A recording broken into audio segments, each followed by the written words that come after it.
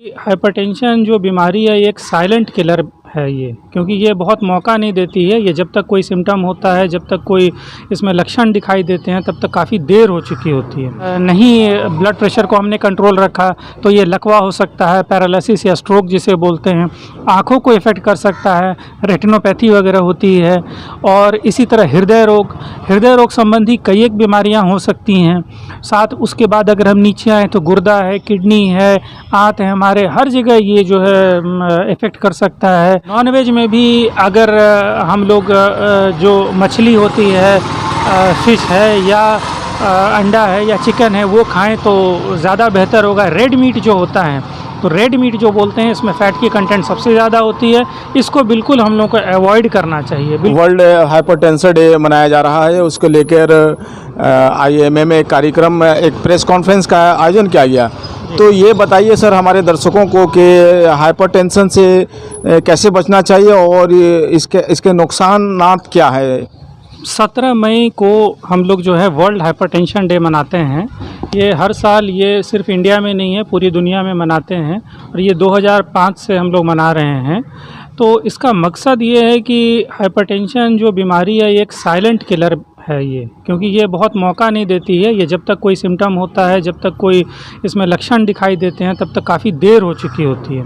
तो हमारा जो इस वर्ल्ड हाइपरटेंशन डे जो मनाने का मकसद होता है ये है कि जागरूकता फैलाना है, लोग जागरूक हों और समय पर इलाज करें और पर्याप्त इलाज करें। आम तौर पे ऐसा देखा जा रहा है कि लोग जो है मतलब इस चीज़ के प्रति जागरूक नहीं है, घर में हैं तो नहीं चेकअप हो रहा है।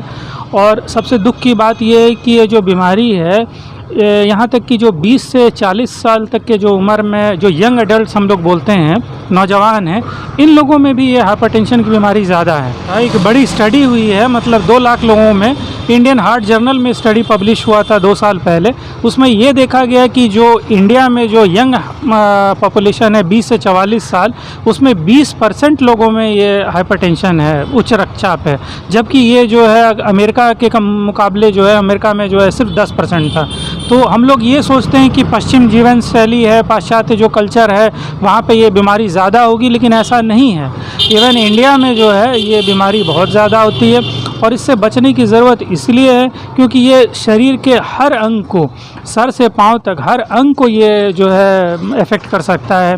ब्रेन में अगर ये नहीं ब्लड प्रेशर को हमने कंट्रोल रखा तो ये लकवा हो सकता है, पैरालिसिस या स्ट्रोक जिसे बोलते हैं, आँखों को इफ़ेक्ट कर सकता है, रेटिनोपैथी वगैरह होती है। और इसी तरह हृदय रोग संबंधी कई एक बीमारियाँ हो सकती हैं। साथ उसके बाद अगर हम नीचे आएँ तो गुर्दा है, किडनी है, आंत है, हमारे हर जगह ये जो है इफ़ेक्ट कर सकता है।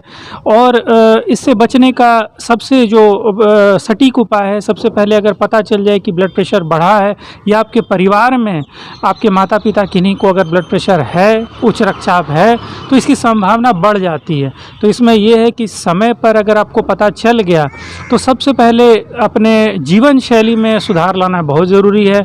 जैसे कि नमक कम खाएं और तेल मसाले वाली जो चीज़ है जो वो हम लोग को परहेज़ करना है।